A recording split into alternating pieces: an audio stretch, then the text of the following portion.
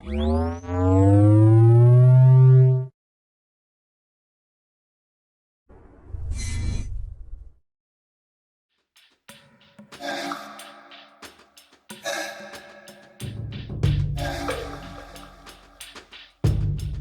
year, one of your CIA Shepherd teams infiltrated a maximum security prison.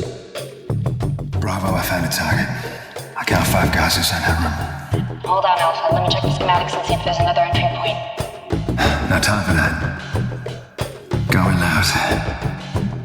I can't stay here any longer. They're on to me. You have to get me out now. You're saving lives. Remember that. Easy enough for you to say. It's not your ass on the line.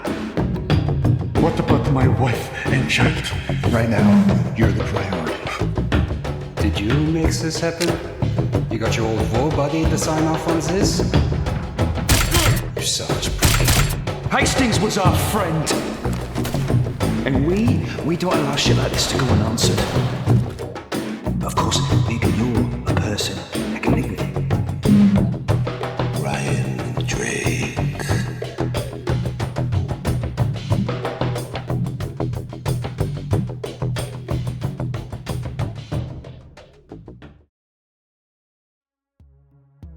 Hello everyone, my name is The Advisor, and today we will be reviewing Rogue Elements, a proof-of-concept TV trailer that takes place between the novels Sacrifice and Betrayal in Will Jordan's Ryan Drake series.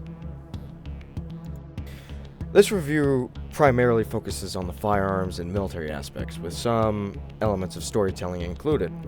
Since this is a short film with a limited budget of only £300,000, I'm not going to rip into this video, especially considering that this is the Critical Drinker's first time doing any form of digital storytelling. Now, for only £300,000, which is approximately $377,000 US, this video actually performed quite well, particularly given the amount of development hell that it went through. The proof of concept trailer is technically only around 35 to 36 minutes of screen time. Within that time, it features various actors who play their roles mostly well. Over the course of the video, I never really felt bored, and at the end of the trailer, it actually made me want more. So without further ado, let's begin.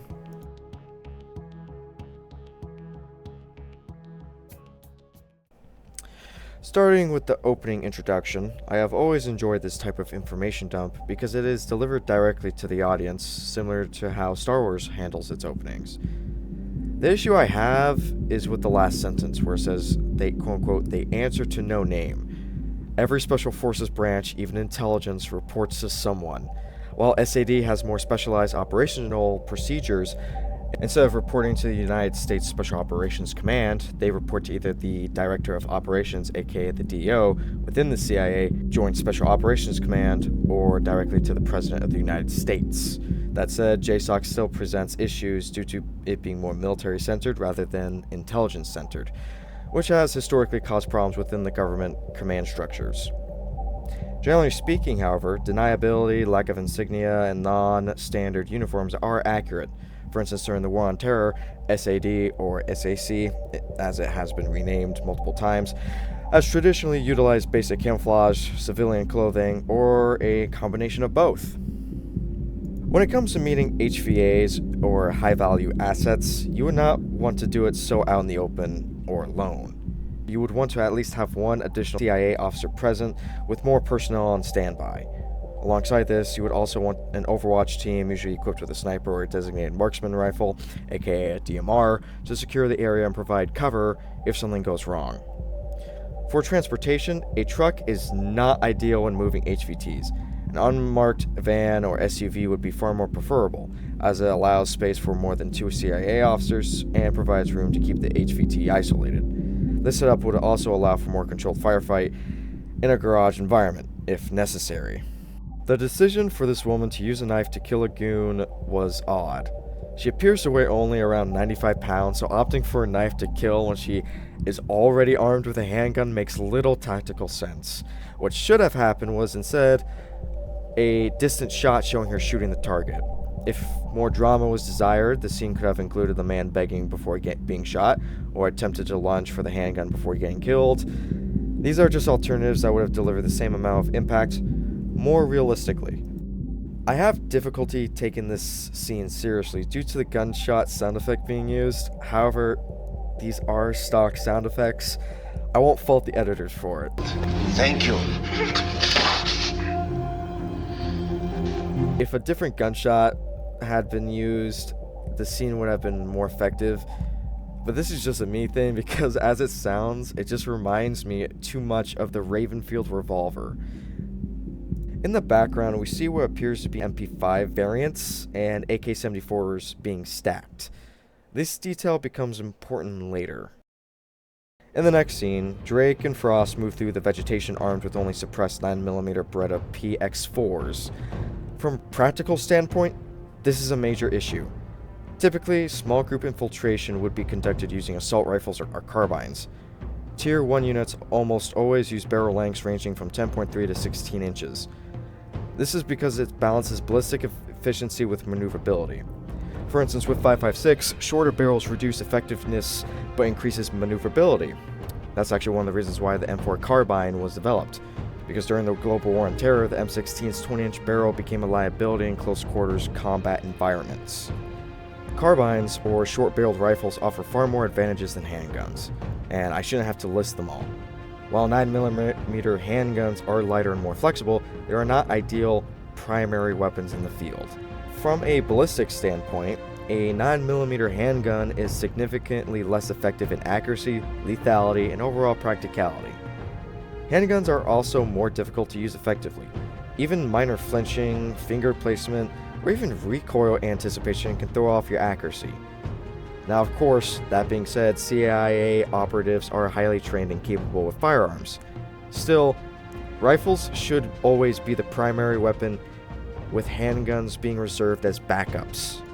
In the Special Forces world, favors are often traded between command and operators, granting advantages such as priority of training or even equipment access. It wouldn't surprise me if these favors extended to the CIA or SAD recruits coming directly from JSOC. Operators like Ryan Drake would benefit significantly in terms of armaments and logistical support. Given the need for plausible deniability and lack of identifiable markings, the operators would ideally use AK platform rifles such as the AK-74, the AK-74SU, or AK-15, suppressed and equipped with optics. The reason is simple: sound signatures. The sound signatures of 5.56 rifles are highly identifiable, as are their casings. Using 7.62 or 5.45 platforms reduces the risk of identifiability. If an SBR advantage is desired, a suppressed Draco would be a solid option. I bring this up because we clearly see two MP5s and two AKs in the background that are never used by Frost or Drake or anyone, really. I understand that this was likely due to budget constraints and weapons reused for Russian separatists and PMCs. However, this raises the question of why these weapons were placed in the background at all if they were never intended to be used. This appears to be a set design oversight, but it is valuable feedback for future productions. This is very basic screenwriting known as Chekhov's gun, which is why I'm including it. And for instance, Chekhov's gun would even state, why include it if it's not going to be used? During the gunfight, Drake fires his Beretta into the man's torso with blood extending out to the other side. The issue is, the man is wearing a Kevlar vest or plate carrier. A headshot at that range or targeting the pelvic girdle would have been far more effective. Shooting the pelvis often causes immediate loss of balance and severe bleeding as there's a lot of arteries running through. To add to tension, the character could have been shot multiple times in the chest, staggering him before Drake finished him off with a headshot. On the roof, there are two separatists forming a sniper team, one sniper using an SVD and what I assume is a spotter. However, the spotter is armed with an MP5, which is an extremely poor choice. A DMR or assault rifle would have been far more appropriate. I will note, I'm glad that Will Jordan did this because this was the biggest critique of him in a lot of his video reviews, and this is a big critique of mine for a lot of movie reviews, is that he was actually able to portray a good job on how a woman would realistically fare against a much larger man. You're not Batman, you're Bat-Brick! However, when she gets hit and attempts to turn around, her shooting arm is fully extended instead of contracted. At that distance, it would have been far more effective to draw her knife to create space, and then transition to her handgun once distance is established. The reason why is because operators are trained to withdraw themselves whenever a knife is present, and also that's just natural instinct. So thus, you're creating a further distance from yourself to the hostile. So that way when you transition to your handgun, you're out of the threat range. The mercenaries in the background appear to be inactive while one of their men is shot and their commander engages the target. What should have happened is a coordinated rush, with the leader hanging back. Drake could have methodically eliminated them using his environment before engaging the leader directly. All mercenaries are either ex-law enforcement or ex-military, and there's very rarely an exception. If I'm gonna be honest, it just reminds me of stormtroopers running right into Meat Grinder. It makes no sense, and it kind of made me chuckle. Additionally, the leader and Drake rush each other at the exact same time with both of their handguns pointed towards one another. This part of the scene really fell off, and I can't decipher why. It's unclear why the furthest trooper continues to run instead of returning fire. Having the soldiers shoot back would have improved the realism and probably showcased the effectiveness of their armor. What kind of shooting stance is this? When she pulls the trigger, her rounds are going to travel down, not straight, meaning she's going to lose inches and then probably feet over distance because of how she's holding the handgun. You're supposed to keep the pistol completely straight so your projectile can travel accurately. Despite these hiccups, I still enjoyed the action. It isn't overblown or underutilized and maintains a steady pace. Each scene is handled with restraint, with effective breaks between action sequences. Considering the £300,000 budget and, of course, the development hell that went into it, the results are impressive, though there are logical inconsistencies in how the mercenaries and separatists operate. The hand-to-hand combat scenes are brutal, particularly the fight between Drake and Volkov. The realistic fight between Frost and Kroger effectively demonstrates the realities of combat between men and women. There are no unrealistic 95-pound girl bosses taking down multiple trained men. Frost holds her own by using her environment and relying on her team.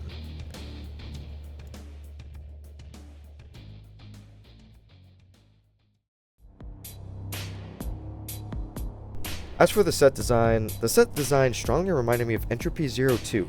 Each scene offers a distinct atmosphere, which is impressive given the short runtime. And of course the environments feel natural and progress logically. This is a big plus for Will Jordan's first ever film. I do particularly like the usage of neon colors, especially red, reminiscent of Entropy 02, where neon blue, red, and orange were used frequently. However, I can tell that the introduction of the main characters and the compound scenes were filmed on the same location right away. What I would have done was simply change the filter on the lens, make one more blue or gray while the other more warmer colors. I mean, it's just food for thought. Most people probably didn't even realize that, but I did. Details matter, that kind of thing.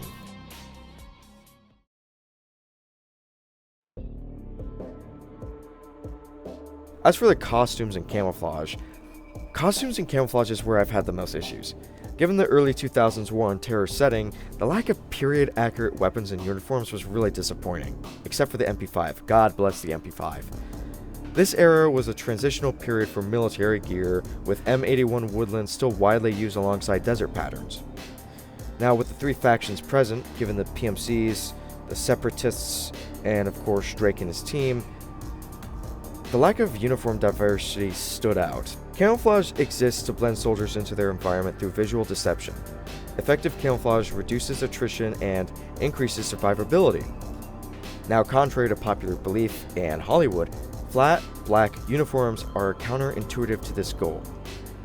M81 Woodland would have been far more effective and frankly, cooler because you got that drip factor going on. You got the cool points. Black uniforms create strong silhouettes, making wearers easier to spot even at night. The human eye detects contrast in shape before color, which is why modern camouflage relies on pixelated or irregular patterns. Appropriate camouflage options would have included M81 Woodland, CAD-PAT, or Estonian Digital Combat Pattern. Now moving on to the mercenaries. Mercenaries historically have worn civilian clothing with plate carriers for identification purposes. Flat black BDUs make little sense in this context. Add on to that point, the lack of face paint, balaclavas, or even neck gaiters was also really disappointing. Concealing the face significantly increases survivability as the human brain is highly attuned to recognizing faces. Tactical Reforge on Instagram does an amazing job at covering basic military tactics and also face paint. I highly recommend everybody check him out if you're into military story writing. The characters and dialogue. The characters are where the trailer truly shines. There is believable chemistry between the cast, similar to The Thing. While some dialogue felt awkward, it never detracted from the story. Mike Dupud and Patrick Gallagher were standouts. Dupud is often underutilized, but consistently delivers strong performances, especially in Halo Forward Unto Dawn. Or question. He loyally obeyed, screaming Axios as he fell upon his own sword. Axios! I am worthy. Gallagher, while not a top-tier actor, consistently elevates his roles. The trio of Drake, Frost, and Dietrich had particularly strong chemistry, especially during disagreements, which felt organic rather than enforced. Dietrich, we can't just start dropping bombs on friendly countries. Never stopped us before. Ryan Drake himself, however, reminded me a lot of Huey from The Boys, and I've noticed that everybody's accents tend to fluctuate, which I believe is an acting issue rather than a writer issue. Now, especially given the budget and, of course, the time frame and everything else going on, again, I'm not gonna come down hard on the drinker. I think that, given the circumstances he had, he made best with what was due.